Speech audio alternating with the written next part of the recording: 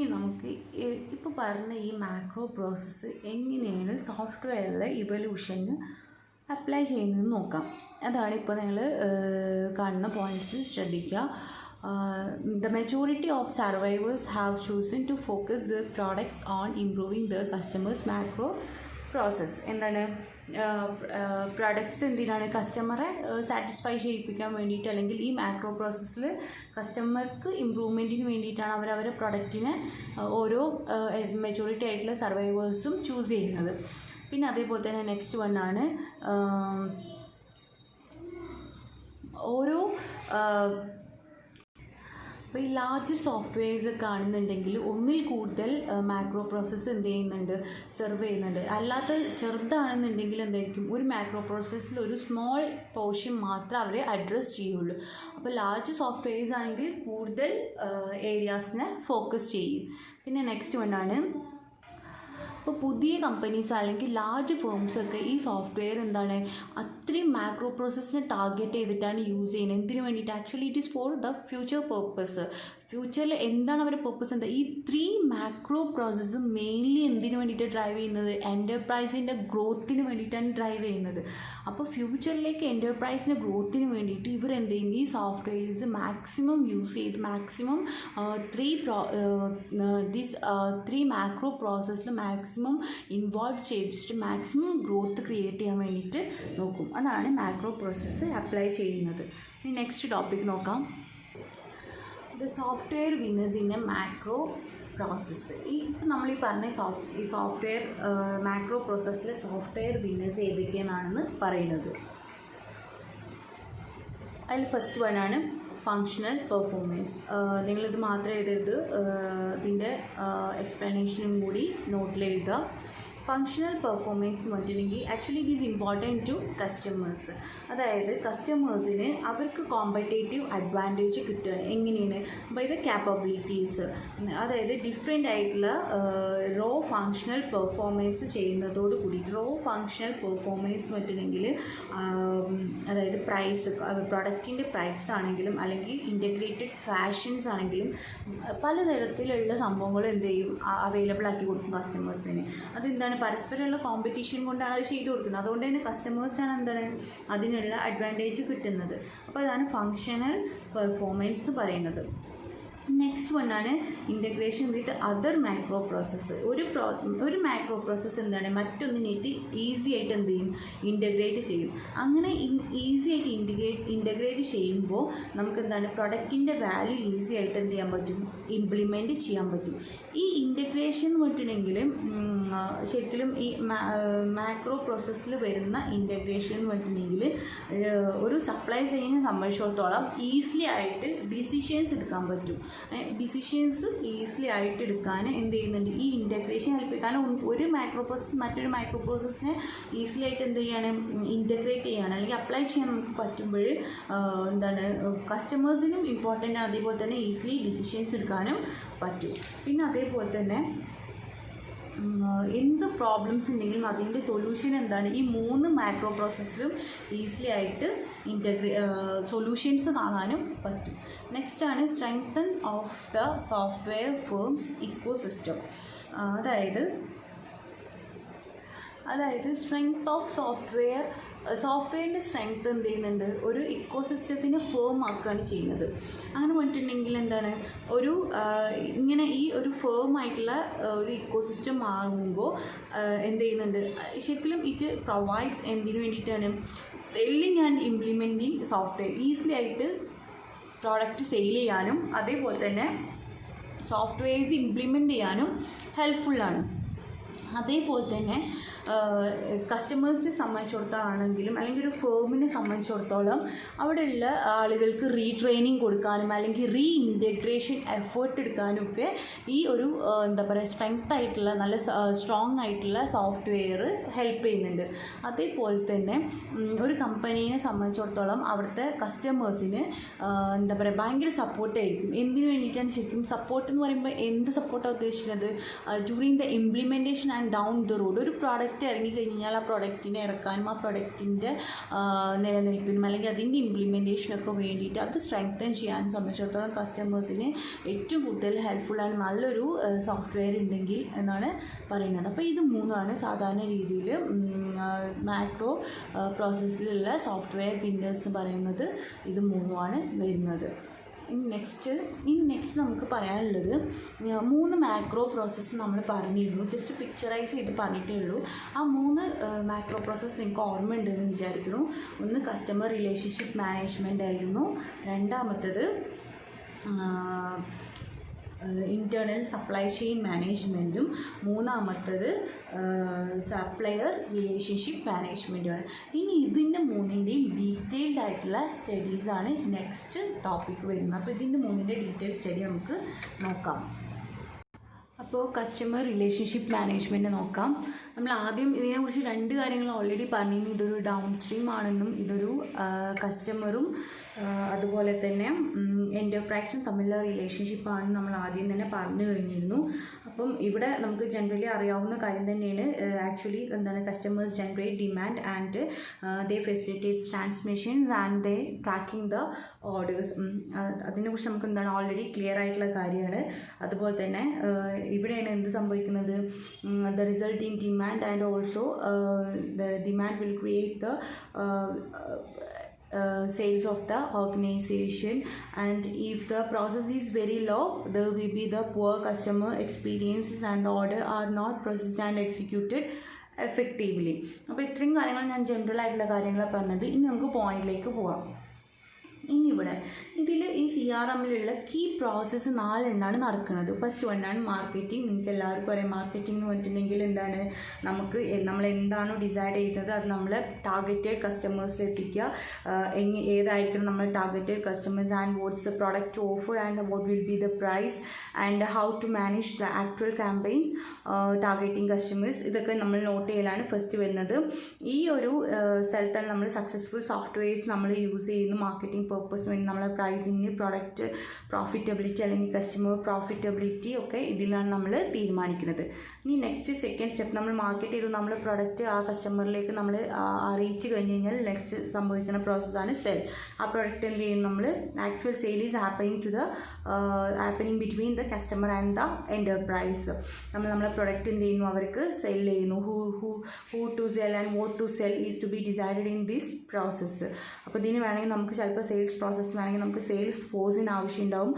So will give information to that sales force and they will execute the actual sales. Then afterwards ഈ ഒരു പ്രോസസ്സിൽ നമ്മൾ ഇതേപോലെ തന്നെ successful softwares may be used such as automation, configuration or personalisation to improve the sale process. അങ്ങനെ ഇവിടെ നമ്മൾ actual process നടക്കുന്നു. ദെൻ നെക്സ്റ്റ് തേർഡ് സ്റ്റെപ്പാണ് ഓർഡർ മാനേജ്മെൻറ്റ്. ഓർഡർ മാനേജ്മെൻറ്റ് എന്ന് പറഞ്ഞിട്ട് നമുക്കറിയാം it's a tracking the order between the customers and the enterprise. അതായത് in this process we are planning and execute order fulfillment.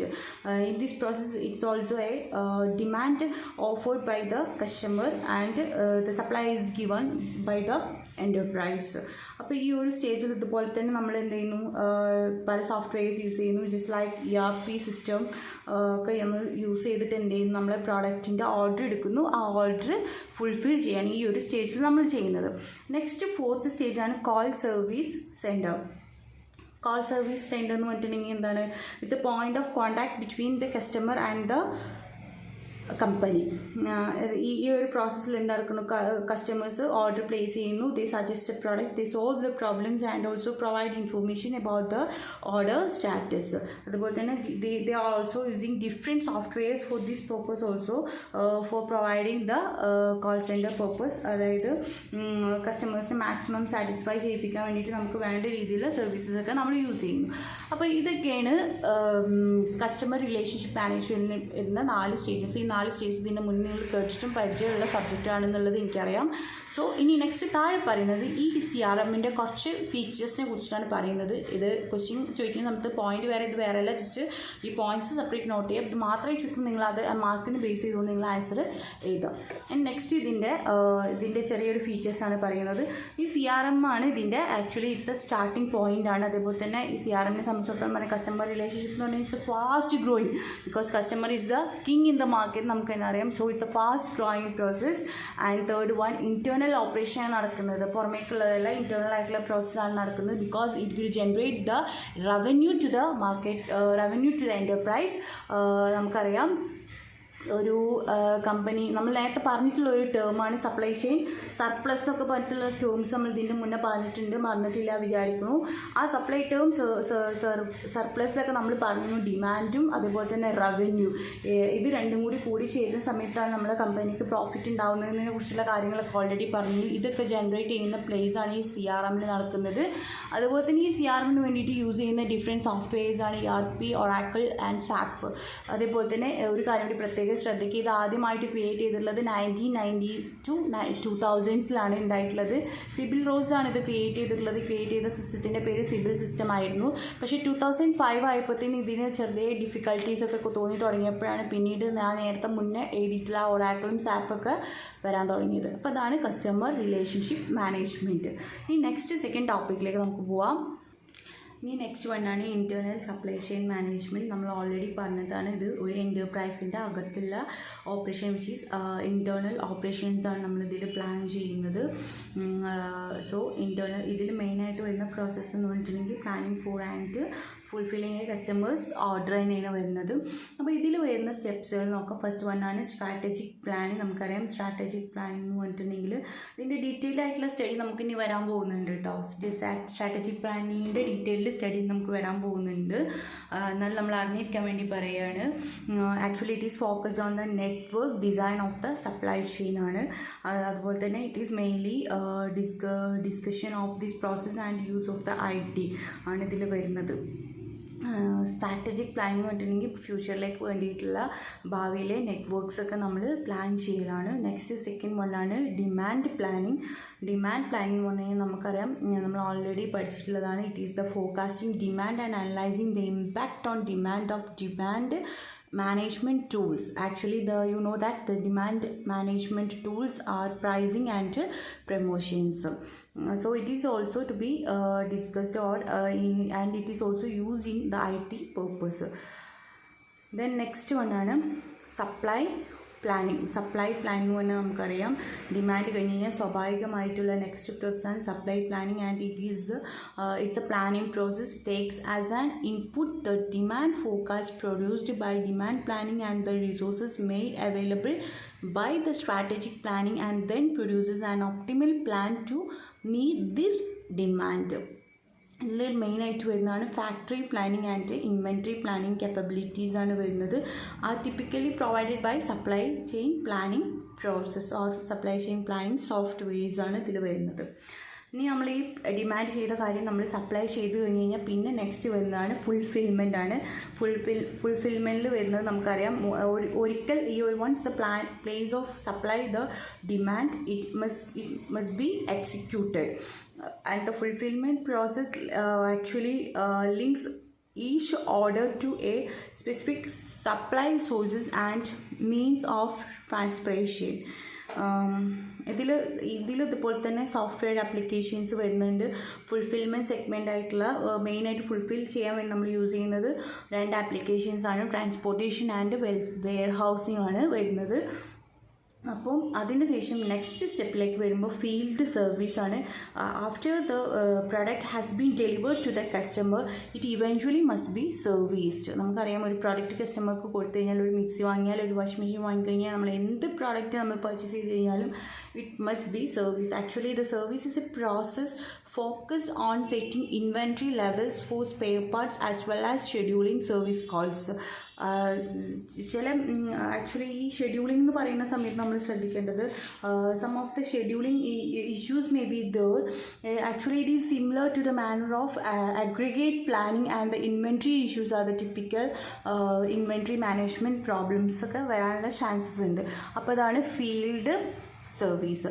അപ്പം ഇതൊക്കെ ഈ സംഭവങ്ങളൊക്കെ എന്ന് പറഞ്ഞിട്ടുണ്ടെങ്കിൽ ഒരു ഓർഗനൈസേഷൻ്റെ അകത്ത് വരുന്നതാണ്. ഒരു സ്ട്രാറ്റജി നമ്മൾ പ്ലാൻ ചെയ്യുന്നു, ഡിമാൻഡ് നമ്മൾ പ്ലാൻ ചെയ്യുന്നു, ഡിമാൻഡ് പ്ലാൻ ചെയ്ത് നമുക്ക് ആ ഓർഡർ കിട്ടിക്കഴിഞ്ഞാൽ നമ്മൾ അത് സപ്ലൈ ചെയ്യാനുള്ള തയ്യാറെടുപ്പുകൾ നടത്തുന്നു. ആ സപ്ലൈ നടക്കാൻ വേണ്ടിയിട്ട് ഫുൾഫിൽമെൻ്റ് ആയിട്ടുള്ള പ്രോസസ്സ് വെയർ ഹൗസിംഗ് ഒക്കെ യൂസ് ചെയ്ത് നമ്മൾ ചെയ്യുന്നു. ആ പ്രൊഡക്റ്റ് കൊടുത്തു കഴിഞ്ഞാൽ നെക്സ്റ്റ് ആയിട്ടുള്ള നമ്മൾ ഫീൽഡ് സർവീസിലേക്ക് നമ്മൾ പോകുന്നു. ആക്ച്വലി നമ്മൾ ആ സർവീസ് പ്രോപ്പറായിട്ട് ചെയ്യുമ്പോഴേ ആ പ്രൊഡക്റ്റ് വീണ്ടും കസ്റ്റമേഴ്സ് പർച്ചേസ് ചെയ്യാനും യൂസ് ചെയ്യാനൊക്കെ തോന്നുള്ളൂ. അപ്പോൾ ഇതൊക്കെയാണ് ഇതിൻ്റെ സ്റ്റെപ്സായിട്ട് പറയുന്നതെങ്കിലും ഈ ISCMന് ചില ഫീച്ചേഴ്സ് നമ്മൾ നേരത്തെ പറഞ്ഞ പോലെ ചില ഫീച്ചേഴ്സാണ്. എപ്പോഴും ഈ ISCM എന്ന് പറയുന്ന സാധനം CRMനായിട്ടും SRMനായിട്ടും ഒരു സ്ട്രോങ് ഇൻറ്റഗ്രേഷൻ ഉണ്ടായിരിക്കണം. Then only it will be success. Then next പിന്നെയാണ് സപ്ലൈ പ്ലാനിങ്ങും ഫുൾഫിൽമെൻറ്റും ഫീൽഡ് സർവീസിലൊക്കെ ഇമ്പോർട്ടൻസ് കൊടുക്കണം. അതൊരു ഇമ്പോർട്ടൻ്റ് ആയിട്ടുള്ള ഘടകം തന്നെയാണ് ഇതിൽ വരുന്നത്. അതുപോലെ തന്നെ ഇതെല്ലാം പ്രോപ്പർ ആയാൽ മാത്രമേ എന്ത് ചെയ്യാൻ പറ്റുള്ളൂ, നമുക്ക് പ്രോപ്പറായിട്ടുള്ള ഡിസിഷൻ മേക്കിങ്സ് എടുക്കാൻ പറ്റുള്ളൂ. ഇതിൽ സോഫ്റ്റ്വെയറും കൂടി അപ്ലൈ ചെയ്യുമ്പോൾ നമുക്ക് പ്രോപ്പർ ഡിസിഷൻ മേക്കിങ്സ് എടുക്കാൻ പറ്റുകയും അതിൽ ഫെയിലിയർ ഇല്ലാതാവുകയും ലോസ് ഇല്ലാതാവാനൊക്കെ ഹെൽപ്ഫുള്ളാണ്. ദെൻ നെക്സ്റ്റ് വണ്ണാണ് it have been lot of future or further opportunities in the future. അപ്പം ഒരുപാട് ഓപ്പർച്യൂണിറ്റീസ് ഉണ്ടാവാനൊക്കെ ഉള്ള ചാൻസസ് ഇതിനകത്ത് വരുന്നുണ്ട്. നെക്സ്റ്റ് ടോപ്പിക്കിലേക്ക് പോവാം. അടുത്താണ് സപ്ലയർ റിലേഷൻഷിപ്പ് മാനേജ്മെൻറ്റ്. ഇത് നമ്മൾ ഓൾറെഡി പറഞ്ഞതാണ്. അപ്വേർഡ് സ്ട്രീംസ് ആണ് സപ്ലയർ റിലേഷൻഷിപ്പ് മാനേജ്മെൻറ്റിൽ വരുന്ന അപ്സ്ട്രീം ഇൻട്രാക്ഷൻ ആണ്. Actually it's between the enterprise and it's suppliers തമ്മിലുള്ള എൻ്റർപ്രൈസും സപ്ലയേഴ്സും തമ്മിലുള്ള റിലേഷൻഷിപ്പാണ്. ഇതിൽ വരുന്ന കാര്യങ്ങളാണ് പറയുന്നത്. എന്താണ്, എല്ലാ എൻ്റർപ്രൈസുകളും അല്ലെങ്കിൽ എൻ്റർപ്രൈസും സപ്ലയറും തമ്മിൽ നല്ലൊരു ഇൻട്രാക്ഷൻ ഉണ്ടായിരിക്കണം. അതുപോലെ തന്നെ ഡിസൈൻ കൊളാബറേഷൻ ഉണ്ടായിരിക്കണം. എന്ത് തരത്തിലുള്ള ഡിസൈനാണ് നമ്മൾ പ്ലാൻ ചെയ്യുന്നത്, അത് എവിടുന്ന് സോഴ്സ് ചെയ്യാൻ പറ്റും എന്നുള്ളതിനെക്കുറിച്ച് നമുക്ക് അറിവുണ്ടായിരിക്കണം. അതാണ് സോഴ്സിങ്. ദെൻ നെഗോഷിയേഷൻ ഞാൻ നേരത്തെ ടേം പറഞ്ഞതാണ്. ഇറ്റ്സ് എന്താണ്, രണ്ട് കൂട്ടരും തമ്മിൽ എന്താണ് ഒരു ധാരണയിലെത്തുക, അതാണ് നെഗോസിയേഷൻ. അതിന് ശേഷം നമുക്ക് പ്രൈസും സപ്ലൈയും എല്ലാം ഓക്കെ ആയിക്കഴിഞ്ഞാൽ നമ്മൾ പ്രൊഡക്റ്റ് പർച്ചേസ് ചെയ്യുന്നത് ദാറ്റ്സ് ബൈ ആൻഡ് സപ്ലൈ. ആ പ്രൊഡക്റ്റ് നമ്മൾ പർച്ചേസ് ചെയ്ത് നമുക്ക് വേണ്ട പ്രൊഡക്റ്റ് ആക്കിയതിന് ശേഷം നമ്മൾ ആ പ്രൊഡക്റ്റ് എന്ത് ചെയ്യാണ്, സപ്ലൈ ചെയ്യാണ് ചെയ്യുന്നത്. അപ്പം നമ്മൾ ഓൾറെഡി പറഞ്ഞു TMF മറ്റുള്ള സോഫ്റ്റ്വെയറിൽ ഇതാണ് ഇംപ്ലിമെൻറ്റ് ചെയ്യാമെന്ന് നമ്മൾ പറഞ്ഞു. ഇതിൻ്റെ മൂന്നിനെയും ഡിഫറൻഷ്യേറ്റ് ചെയ്യുന്ന ഒരു ഡയഗ്രാം ഉണ്ട്, ഇതും കൂടി നോട്ട് ചെയ്യുക. ഇതോടുകൂടിയിട്ട് ഈ ഒരു ടോപ്പിക് ഇവിടെ തീർന്നു. ഇനി നെക്സ്റ്റ് നമ്മൾ സപ്ലൈ ചെയിൻ കൺസെപ്റ്റ്സിലേക്കാണ് പോവുക. ഈ ഒരു ടോപ്പിക്കും കൂടി നോക്കുക. ഇനി നെക്സ്റ്റ് ക്ലാസ്സിൽ നമുക്ക് എടുക്കാം. ഒന്ന് നോക്കുക എങ്ങനെ വരുന്നതെന്നുള്ളതൊന്ന് ശ്രദ്ധിക്കുക.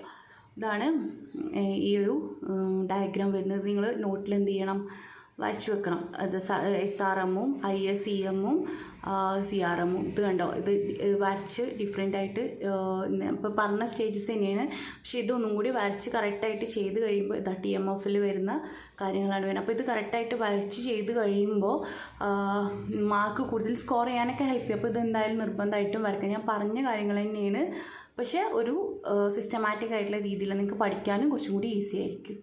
Okay, thank you.